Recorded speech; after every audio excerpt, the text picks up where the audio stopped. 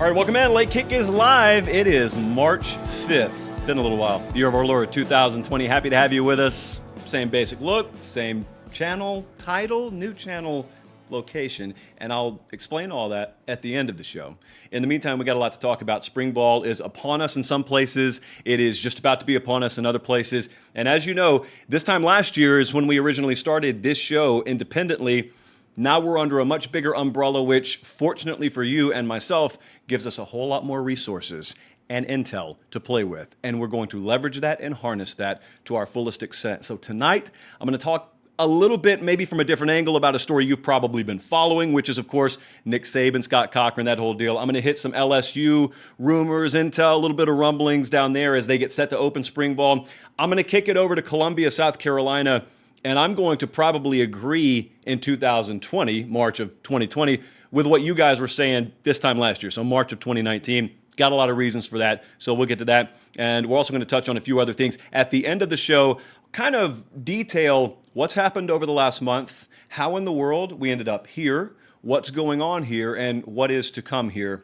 Spoiler alert, a lot of really, really good things. So let's get into it. Today, you probably woke up this morning, and you probably, if you are a subscriber to a lot of the feeds for college football, you were one eye open, kind of scrolling through the feed, and you saw an article on AL.com. And I've got it in front of me. I'm not going to read it to you because that's what you have your own computer for. But John Talty and Matt Zenitz do a really good job covering Alabama. And so we don't really waste time a whole lot on this show. If you haven't already noticed, you will come to notice. But when there's good work out there and there's good sourcing and it's very thorough and vetted properly, we like to draw the meat from it and then we'll build upon it. And so what I wanted to do just quickly, in order to recap, if you haven't been following, if you have a life, in other words, and you haven't been following this in February, longtime strength and conditioning coach for Alabama, Scott Cochran, moves on. Kirby Smart hires him, not for strength and conditioning, but for a special teams role. Scott Cochran, I'll mention this when we get towards the end of this, has long sought an on-the-field coaching role. The man you're looking at right now, Nick Saban, has turned him down no less than 3 times seeking that role. Again, more on that in just a second. But a little light was shed on this, and a lot of what we have been telling you for a long time on this program was brought to light, and I think maybe because it was put in print instead of just on some channel on YouTube, then all of a sudden a lot of more folks buy into it. So just skimming through this, Cochran had become enamored with the idea of making the switch to being an on-field assistant. Check, been telling you that for about a year. Why Cochran ultimately did not end up at Ole Miss is a hot topic in the coaching world. Let you know more about that when I can.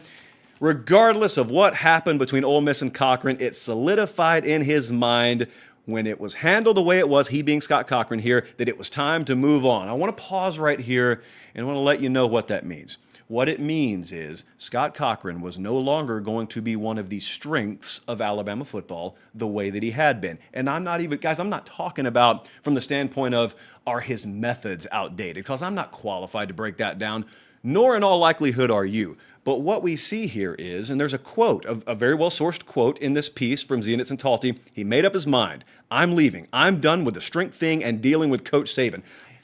When someone is in one of the most pivotal roles in your organization and they're kind of referring to it as the strength thing, probably time for you to spin that wheel just as much as it's time for them to spin that wheel. We return to the quote. Once you do that, when the Ole Miss thing didn't happen, when you go back, you find all the problems magnified. You guys who are Alabama fans or maybe just college football fans have seen the rash of injuries in Tuscaloosa. Now, on this show, I thought it was kind of irresponsible to just hop on the wagon of saying, all right, well, 1 or 2 injuries could be a freak thing, but now there's a trend here, and, well, you can't deny the trend. What I didn't do is I didn't take the added step of saying, this is Scott Cochran's fault. Scott Cochran's methods are outdated, and whatever he's doing is tearing feet and ankles and knees up in Tuscaloosa. Well, I didn't do that. But you're high on bath salts if you don't think that Nick Saban didn't take a long, hard look at his program and the methodology. And if you've been in Tuscaloosa, Alabama recently, even before Scott Cochran moved on, there's always construction going on there. But most recently, they're building a big, fat new sports science center. Nick Saban made sure in his statement upon Cochran's exit to prominently mention it in that press release.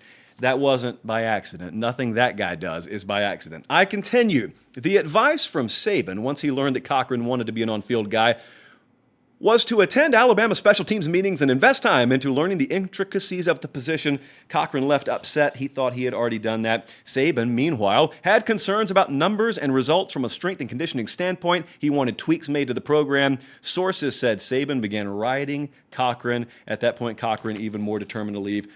Blah, blah, blah. You know how that ended. Here's what I want to tell you. When this happened, I went on the record here. I was in the minority, but I went on the record here as saying I didn't really think it was a tsunami that was going to engulf the Alabama program. Now, here's what I will tell you, and this goes to the first point I want to make, is this is probably going to be a good thing for the University of Georgia. This isn't a zero-sum game. Personnel moves are not football games. Football's beautiful because you have a winner and you have a loser. That's competition. That's athletics. Sometimes in the personnel world, nobody wins. Sometimes both parties win. Sometimes you do have a winner and a loser, and sometimes you have varying degrees on either side of that fence. I told you, and I'll tell you again now, I believe both sides, when it's mid-November 2020 this year, I think Georgia's going to look at the early contributions that they're getting from Scott Cochran in the recruiting aspect and say, really glad we got that guy. And I think when the new guys that are on campus right now, guys like David Ballou, Matt Ray, names you probably don't know because they were tucked away in Indiana, but you will know when you start seeing them sink their teeth into and putting their thumbprint on the Alabama program in conjunction with basically the NASA center that they're building there from the sports science aspect, I think Alabama folks will look around and say, you remember how much we panicked when Cochran left here?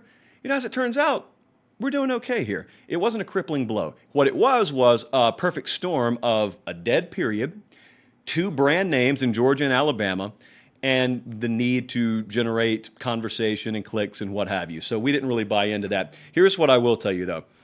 Nick Saban's key to a prolonged run of success at Alabama has always been adaptability.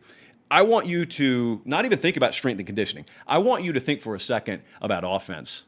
For anyone who questions, and I don't really think many people are, but for anyone who would question that guy Nick Saban's adaptable and probably the best in the game at it, could you imagine taking the 2009 Alabama team, marching them offensively into a film room, popping on tape of the 2019 Alabama team, in this hypothetical, we're able to draw film from the future, and have like Greg McElroy and Barrett Jones or whoever in the world is on campus, then have them watch the 2019 version of Alabama. Have Jim McElwain or Doug Nussmeier told that in a few years, Lane Kiffin and Steve Sarkisian are going to be offensive coordinators here.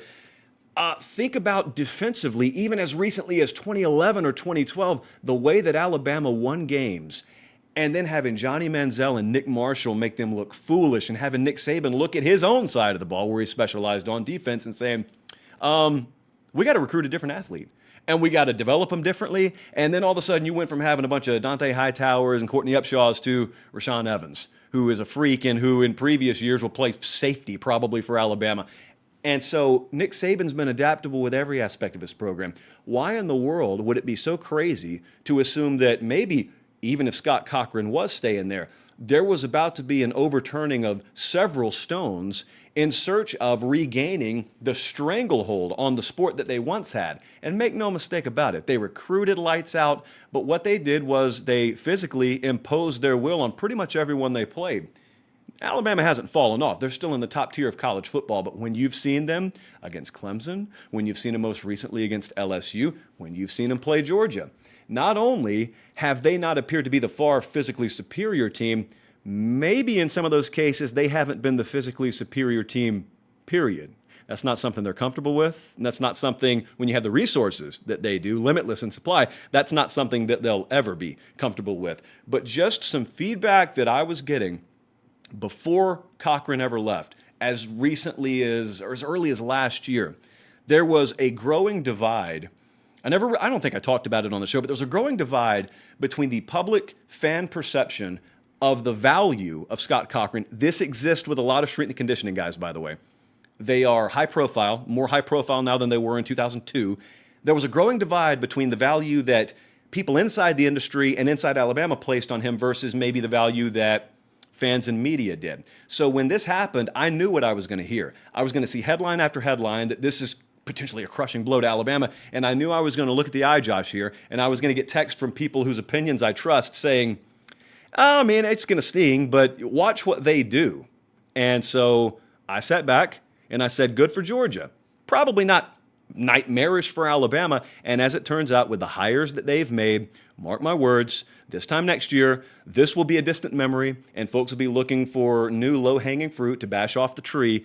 But I think Georgia's going to be fine here, and I think Alabama's going to be fine. And I think that before too much longer, the names David Ballou and Matt Ray are going to be household items in the world of college football.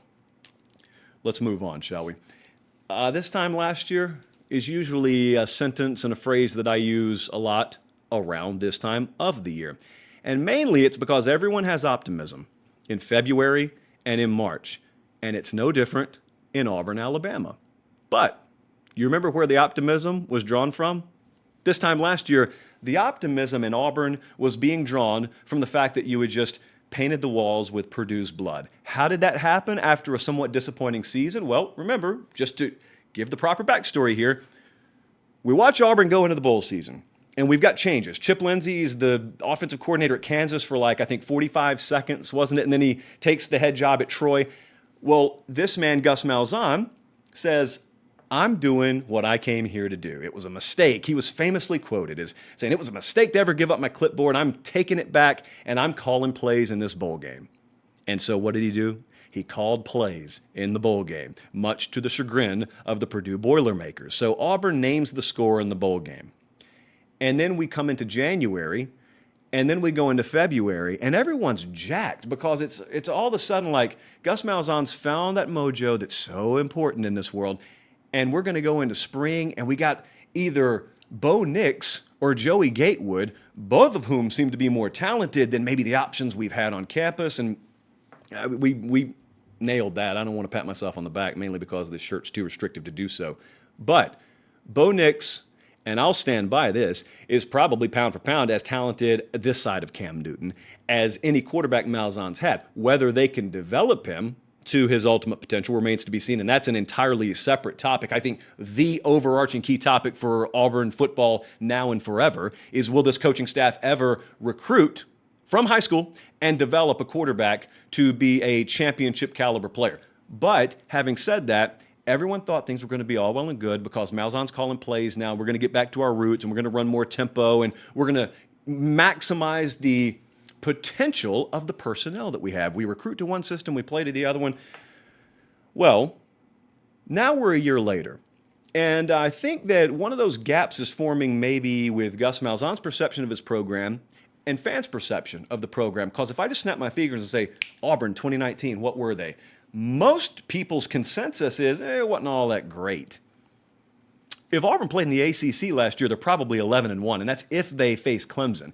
I don't think Gus Malzahn views last year as a failure. I think once you get 50,000 feet in the air and you just have revisionist history, you remember, well, we didn't win the SEC West. We didn't play in Atlanta. I mean, we got thrashed by Minnesota, and I'm going to let that be an island unto itself. I'm not talking about bowl season. But this was a 9-win team in the regular season. I don't think I need to remind anyone how tough the schedule was. And I don't think I need to remind you, or maybe I do, because that's what the show's for, the losses they had. At Florida, we were on the sideline. We were at that one. That was a one-possession game until very late. At LSU, we were on the sideline for that one. It turns out we were at a whole lot of Auburn games last year. Famously, a 3-point game. They ended up coming as close as anyone ever was going to, as history turned out, to beating LSU, at least on the scoreboard. And then they lose one possession style against Georgia. We were on the sideline for that one. They beat Alabama. Their 3 losses, 2 of those teams played in the SEC championship game. One finished the season red hot, top 10, and a lot of people are going to be on that Florida bandwagon this year. And so Gus Malzahn looks around, and he sees his buddy Chad Morris get fired at Arkansas. Now, Gus Malzahn's like most other coaches. It doesn't matter what your situation is. It's just like in recruiting. It doesn't matter if you got a 5-star multi-year starter at left tackle. If there's another 5-star left tackle out there on the trail and he wants to come, you take him and you just figure out the roster situation. Same at quarterback. Well, it's the same on your coaching staff too. So Chad Morris is available. Make no mistake, Arkansas notwithstanding, Chad Morris is a heck of a coach and he's a heck of an offensive mind. Malzahn's known him since Moses was a child, and so he hires him. That wasn't what caught my attention. What caught my attention, and everyone else's subsequently on the plains, was Gus Malzahn brings him in. Next question, what's he going to do? He's your offensive coordinator. Okay, but what's he going to do? I was doing a hit with Brandon Marcello from Auburn Undercover recently, and man, he could not have echoed my sentiments anymore if I had given him a script. I asked him essentially, what's the role going to be here? And Brandon Marcello said, and out of his mouth, I agreed with every word and endorsed every thought. Well, it's what Malzahn says or it's what I think. I mean, like, what do you really want to know here? Because Malzahn says all the right things. We're going to develop that intermediate passing game more. We're going to work on different passing concepts. It's going to be Chad Morris's offense. I trust him. He's the best offensive coordinator in America. We're going to do what every new offense since the beginning of time has done, incorporate the tight end more. And essentially after all that, Brandon Marcello said, and I agreed, okay, well, I'll kind of believe that when I see it. Here's why. Last year wasn't a disaster, guys. This wasn't. Auburn is not a situation like South Carolina where it is a for sure, do or die, make or break, torch the barn, kill the rat, start over from scratch offensively kind of deal. I don't think. And I don't think Gus Malzahn views it that way either. What I think is he made a move, and then they'll just figure it out as they go. But let's just say, for argument's sake, as spring ball gets set to open down there, let's say for argument's sake, this is Gus Malzahn's mentality. You don't learn that stuff in the spring. And not only for the reasons I'm about to mention. In fact, I'll go ahead and mention them now. You got multiple offensive linemen to replace. You've got a new offense you're putting in, allegedly. And you got a bunch of new pieces to move around. See, 2020 was the nightmare year. People at Auburn have seen it coming for 2 years on the offensive line. And they don't have the horses. That's going to be my prediction for you. I don't think they have the horses to have a championship caliber offensive line. Well, that matters for obvious reasons, but it also matters for part B of what I was about to tell you. We're installing a new offense down here. Forget about your offense. Forget about your multi-layered passing concepts and philosophical changes you're going to put in. You got to get the nuts and bolts of this offense figured out. So if anyone thinks or has grand illusions of wrapping up spring and coming out of this thing with everything solved and everything figured out on the plains, I think you got another thing coming, and that's not just if you're a poster on a message board or a caller to a talk show. I think it's the same if you're a coach on this coaching staff, up to and including the head man. So when are we going to find out how real this is? And this is, again, acknowledging argument's sake here. I'm going to give Malzahn benefit of the doubt, and let's just assume it is Chad Morris's offense. It's easy for it to be your offense in the spring game. It's easy for it to be your offense when you're playing Roast Beef Tech and Catawba Community College, to use a local Columbus, Georgia reference. They play North Carolina in week 2. UNC could be formidable this year, but if they get by UNC, they don't play, in all likelihood, a ranked team until at Georgia week 6. And where we find out where rubber really meets road is when it is 13-3 with about 4 minutes and change to go until halftime, and they have totally bogged down after, as usual, the first 15 or so plays work out, and they don't really dent the scoreboard all that much. And it's Chad Morris's offense. Until you go in the locker room, Malzahn always loves those halftime adjustments, like you couldn't do it with 2 minutes to go in the half. But go in that locker room, and you come out for the third quarter, is it still Chad Morris's offense? And when it's 19-6, and it's midway through the third quarter, it's 19-9, and it's the end of the third quarter, it's just a hideous game. Weather's not an issue, it's just inconsistency's the issue. Is it still Chad Morris's offense? I'm telling you right now, Malzahn nearly sank one time before letting someone else hold the old proverbial clipboard. I don't think he's sinking a second time doing that. He may go down. Every coach knows it's coming eventually. He may go down, but if he does, it's going to be him clutching that headset and clutching that clipboard, and that's why I think 2020, forget spring. I mean, spring. We got to use spring to figure out who your starting offensive linemen are going to be down there, whether you got 5 new ones. I didn't even mention new offensive line coach. Why not? New offensive, everything's new at Auburn, except the quarterback position, ironically. And so you watch offensive line in the spring, and we're going to be following this, and we'll have our ear to the ground and leverage and work our network just as well as hopefully anyone in the industry to find out what's happening at all these outposts, Auburn included, during spring. But what I want to know is far more basic than what's the offensive line going to consist of? What's Bo Nix going to be like year 1 to year 2? I just want to know, philosophically, in the meeting room, when it's just one-on-one, there are no cameras or microphones present. Coronavirus, can't do that, sorry. What are the conversations between Chad Morris and Gus Malzahn? And then, when the heat's turned up and it's pressure cooker time, what are those conversations? And does the head man remember the conversations and the press clippings from the spring? think you guys have seen that story play out before. Let's head down to LSU.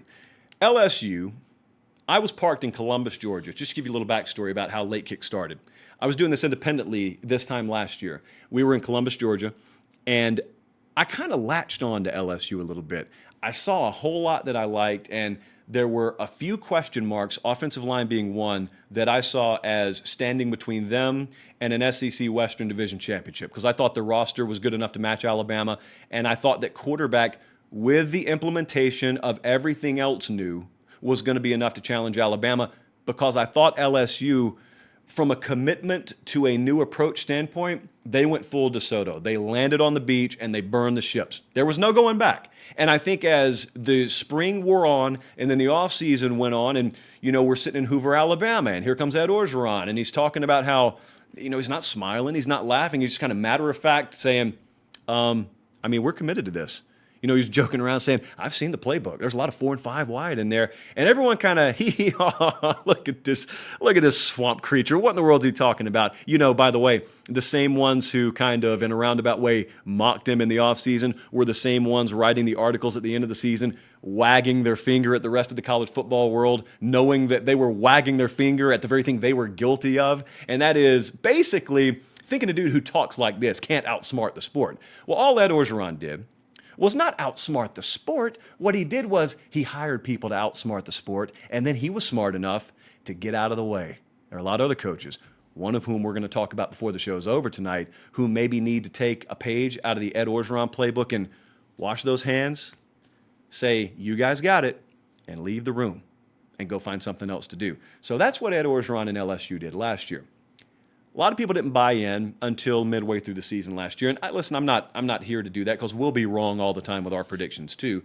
But one of the overarching themes always on this show, you'll hear me say it probably a dozen or more times over the span of the summer as we get towards media days and then all the preview magazines come out and then it's prediction time, is don't get married to your spring and summer predictions. Don't get married to them. In fact, if you got a pen in your hand, just chunk it over the shoulder and then pick up a pencil. One of those pencils that have like the football helmets on the side of them, where the lead is really light and you got to press down hard. Don't press down hard. Press down really, really light. You can write your predictions out. That's all well and good. That's fun. Everyone does it. But write it in really, really light pencil, because you got to be ready for opinions that you've held for 4 or 5 months in the offseason. You got to be ready to erase them like 2 quarters into the regular season, because football is really what tells you what the season's going to be about. It's not a magazine. It's not a press conference. It's not all this stuff that people really think they understand more than the game, and in some cases they're right, up to and including some people who cover this game. But we find out during the season. Well, that's what happened with LSU last year. Well, now a lot of people are trying to overthink the room on LSU. You probably either have heard what I'm about to read a list of, or you probably, maybe, potentially could be thinking it yourself. I'm not telling you you're wrong. I'm telling you I'm not necessarily buying into all this. Now, here's what we have to buy into. We have to buy into the idea that LSU's got to replace a lot of starters. All the successful teams do, unless you're Clemson and they keep guys on campus like a decade. But unless you're Clemson, everybody does that. Everybody goes through that. Now, LSU may be going through it to a pretty violent degree this year. But yeah, they're going to have to replace a lot of guys. They're going to have to replace a Heisman Trophy winner at quarterback. They're going to have a giant target on their back. You could have a hangover in effect. There we are, standing in the corner right there. Perfectly timed, Colin. Well done. You could, listen, all this stuff's in play. I'm not arguing with you. Here's what I want to know. What I want to know is, just as this team at every turn last year broke conventional wisdom over its collective knee and beat the sport over the head with it, I want to know, was that a 2019 thing? Or is that an LSU thing? Because if it's an LSU thing, then all the hype and all the internal confidence that you're hearing right now bubbling up collectively from Baton Rouge out of the mouths of people that we trust around the program, but also Ed Orgeron has not been bashful about touting Miles Brennan as the unquestioned, not only starting quarterback of this program, but a leader of this program. If all this is accurate and it's not just coach speak and it's not just message boards fodder, you may be looking at a transition culturally to a program that's capable of doing what their neighbors in Tuscaloosa have been doing for about a decade plus now. And that's losing a bunch of guys. They can lose a star quarterback, and then they just hit the reload button. Why can't this team do that? I know they don't have the decade-long established track record, but the thing about it is they didn't have it last year either. And that didn't stop them from just crucifying Oklahoma like it was backyard, it was street ball, but that was actually a college football playoff game. And then handling Clemson after getting down early, handling Clemson in the national championship game, it didn't stand in their way last year. And so all of our intel, and we talked to quite a few people down there, all our intel suggests everything that's being said about Miles Brennan right now is legitimate. No one's strapped it up yet. That guy's not taking meaningful snaps as the starting quarterback at LSU. You don't have to tell me this. You don't have to light the chat up in the comment section up with that.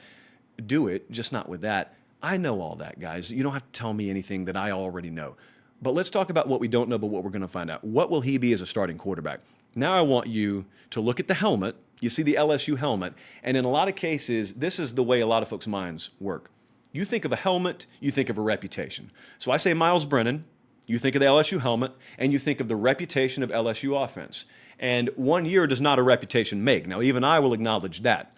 So just as easy as it is to remember what's freshest in your mind, being 2019, you also remember 2018 when they were getting shut out with Joe Burrow at quarterback against Alabama in 17, 16, 15. And LSU had been mired in mediocrity at best with a bunch of really, really good players that had to wait to get in the NFL to maximize their collective potential.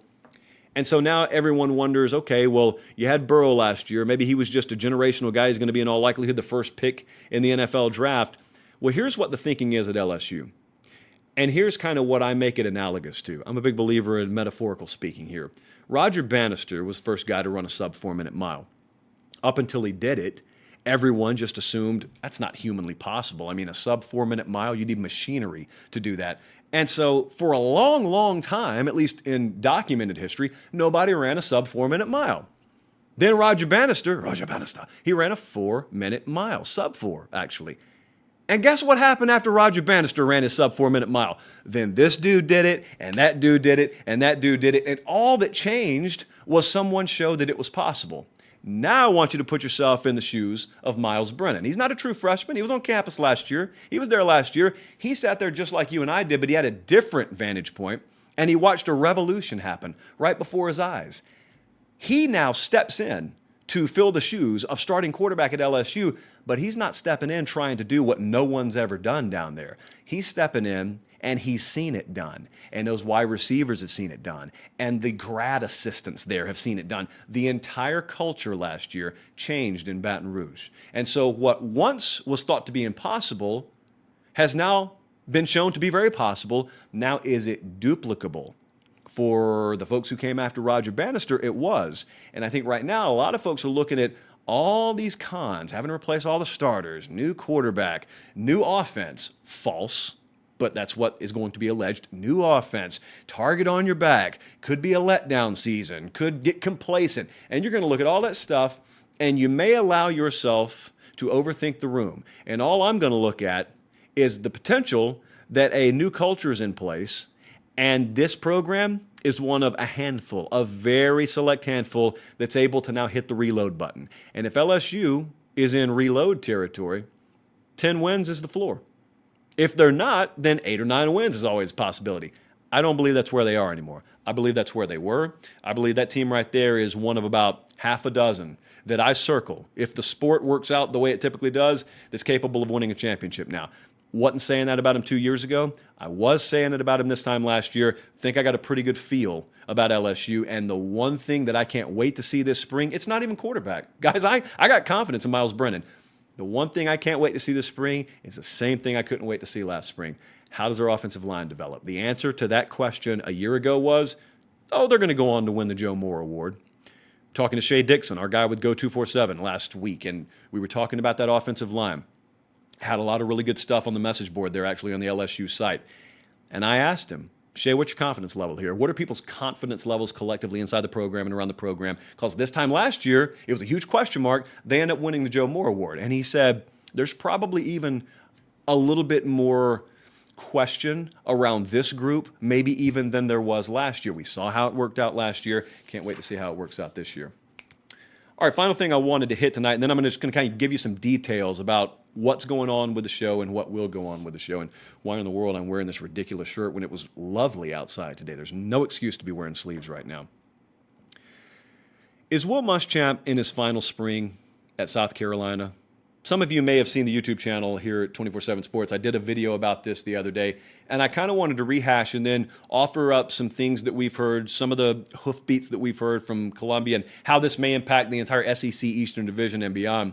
Last year, there was a lot of hot seat talk around Will Muschamp, and I thought it was laughable, and I was on record as saying that. I didn't think at any point last year Will Muschamp's job was in jeopardy. I didn't think it was on the line at any point, and that is including a sometimes hideous up and down campaign, offensive inconsistency, quarterback was inconsistent, injuries were again the story for South Carolina football. But what that did was it burned up all the equity.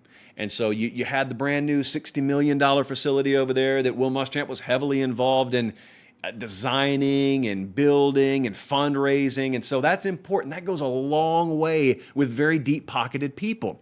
What doesn't go a long way is sitting at home in December while, everyone else in the sport is playing a bowl game. And so now we enter 2020. And what you guys were saying, a lot of you at least in 2019, I agree with. I think it very well could be his final spring. I don't root for this because, see, unlike some people, I like Will Muschamp. He doesn't text me 4 or 5 times a day, but I like Will Muschamp. So I'm going to admittedly say I hope I'm wrong here, and this is certainly no prediction that he's getting fired. But what I do think is I think the hot seat talk is very real, and I think that he was given an opportunity to make some changes in the offseason. Most notably, at least publicly, offensive coordinator is now Mike Bobo. And I got some questions about that, and I'll touch on that in a second. They've already opened spring, by the way, and there is one really notable sort of overarching piece of information that's come out of spring ball at South Carolina that I think, you want to talk metaphorical speaking, I'll give you one to chew on in a second. But new strength and conditioning coach in place, new offensive coordinator, again, allegedly a new offense. You've got moving pieces all over the place. I know that Hale McGranahan, a lot of the guys over at the Big Spur have been talking about how a ton of guys that are going to be counted on to be key contributors, skill guys. Now, offensively, when I say skill guys, you know who I mean. It takes a lot of skill to play offensive line, but I'm not talking about O-linemen. But I'm talking about a lot of true freshmen, some of whom aren't on campus yet, guys, who are going to be counted on to ultimately, hopefully, if I'm Will Muschamp, save my job this year. How comforting to know a kid is headed to prom in a couple of months, and then I'm going to count on him to come here and hopefully bail me out and make me look like a genius. So you got the hire of Mike Bobo. You got the hire of the strength and conditioning coach. I want you to think about this because you've been there probably as recently as this morning. When you wake up, you're on a tight schedule in the morning, and you head out the door, and you get in the car, and you just go. And you got a very few minutes, precious few minutes, to get to work and get where you need to be. And what you're doing is you're driving down the road, and you're asking yourself, did I remember everything? This is the point of no return. This is that point where you can't go back. You don't have time to go back. So if the answer is, no, I didn't remember everything, you're just screwed. Well, that's got to be kind of how Will Muschamp feels right now because he's got a new offensive coordinator, got a new strength and conditioning coach. It would take too long, guys. We don't want to do an hour and a half show. It would take too long for me to list all the new about this program. And the least of which being the question that, again, we won't get answered in spring. And that question being, is this really going to be Mike Bobo's offense, or is it going to be just Mike Bobo running the Will Muschamp offense? See, when you talk about Ed Orgeron at LSU, what was key about the overnight turnaround for LSU last year is Orgeron hired the right guys and got out of the way. Question one, is Mike Bobo the right guy? Question number two is, if he is the head man willing to get out of the way? I know that's easier said than done. I know when when it's your job on the line, talked about this with Malzahn, when your job's on the line, you want to go down firing the bullets you want to fire instead of sitting back with your arms crossed and watching someone else call the shots. Unfortunately, that's led to the demise of many a head coach. It could most recently, or in the future at least, be happening in Columbia. But having said all that, in order for them to arrive at their destination, which I think has to be 8 wins, 7 wins and 8 wins, I think is a massive line in the sand for them this year. In order for them to get there, all this stuff has to click immediately. You've seen Carolina's schedule. It's like this every year. all this stuff has to fall into place. They don't get 3 or 4 or 5 weeks. You gotta be humming by October. I mean, number one, if they had the injuries they've had, they're screwed to begin with. But number two, they don't have time for their offense to gel or click. And I don't even think it's realistic to expect it to be that way. When not only are you talking about new coaches all over the place, philosophically changing, but you got a critical mass of kids who aren't even on campus yet. They're going to be asked to contribute. And I checked Carolina's most recent recruiting class, and while it was solid, and I've kind of secretly admired the job that they've done incrementally getting better in recruiting, I didn't see Julio and A.J. Green in that last recruiting class. So I don't necessarily know that guys are going to come in here like George Pickens for Georgia last year, Calvin Ridley or Amari Cooper in recent years for Alabama, and just pop out of nowhere. That's what they have to have happen. So Carolina is flying by the seat of their pants, and to me, they are the most interesting program to watch, maybe Carolina and Texas A&M this year in the entire SEC because of that. Just some things that we're watching. So what are we doing right now? Well, what we're doing is a show called Late Kick Live. Throughout the rest of the spring, we're going to, I guess I should probably graphically put this up, so I'll add that to the to-do list for tomorrow on the channel, and that is live shows throughout the spring, Thursday night and Sunday night, 7 o'clock Central Time. It's taken me a little while to get used to talking Central Time instead of Eastern Time. At the conclusion of spring, we'll adjust that schedule accordingly. A lot of you guys are tuned in tonight. I see the chat's very lively. I'll probably have to add some moderators because I recognize some of the names in here, and I know you have to be moderated. It's like Big Brother's got to look after you from time to time. So what we're doing here is I work for 24/7 Sports now. I had an incredible opportunity put in front of me, and it was going to take an incredible opportunity to walk away from what I had in Columbus, which was full-on independence and access to a professional TV studio to produce my own content. I have followed Rivals and then 24/7 Sports when management here were running both of those shops. I have long admired them from a distance. Even when we were doing Late Kick independently, I heavily leaned on the network of insiders. And guys, make no mistake, I'm not being paid to say this. I'm being paid, but not to say this.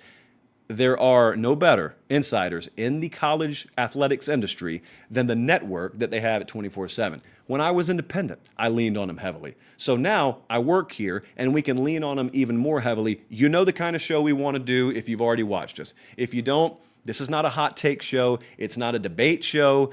Basically, it's not anything you turn on your TV at 10 a.m. Monday through Friday and see. If you got that, or if you want it rather, you got it in spades on multiple channels. What we like to think we know here is what the hardcore college football fan wants. And that's information, and that's intel, and that's a little bit more granular look at the sport instead of just flying over it in a blimp and swinging at the low-hanging fruit and knocking it out of the park. Again, there's a lot of content out there. We don't aggregate. We're not looking for clicks. I mean, we're looking for views, but we want to get your views the right way. And we have a dynamite list of resources to be able to do that. We got a ton of ideas. This is just, in my mind, scratching the surface of what we're capable of and ultimately going to do here. My show is not the only new show coming. It's just the one that we happen to get off the ground first. So walking in the door here, it is very refreshing to be around the most talented people in the industry, and it's a freight train moving the same direction, and I'm very happy to be on board, and I'm very happy to have you on board. As I always asked you, like the show, like the channel, subscribe to the channel, share away on all the platforms, message boards like you guys do. I'll be very active on those 24/7 Sports message boards, been on several of them already. So you guys are the lifeblood of this show, not me, and I really appreciate you following. I see we got really good viewership. I mean, we've got a lot of you tuned in here, and it is, what is it, Colin? Aaron, it is March 5th. So, yeah, the first games are like in 7 or 8 months. Really appreciate you being here. We'll see you back here again Sunday night. This will be available in podcast form. Those details will be finalized next week. Start searching for Late Kick, and by next week, you'll be finding that. But we'll be here, same time, Sunday night. Until then, I'm Josh Pate for Colin, for Aaron. We appreciate you watching. This is the Late Kick. Have a great night, guys.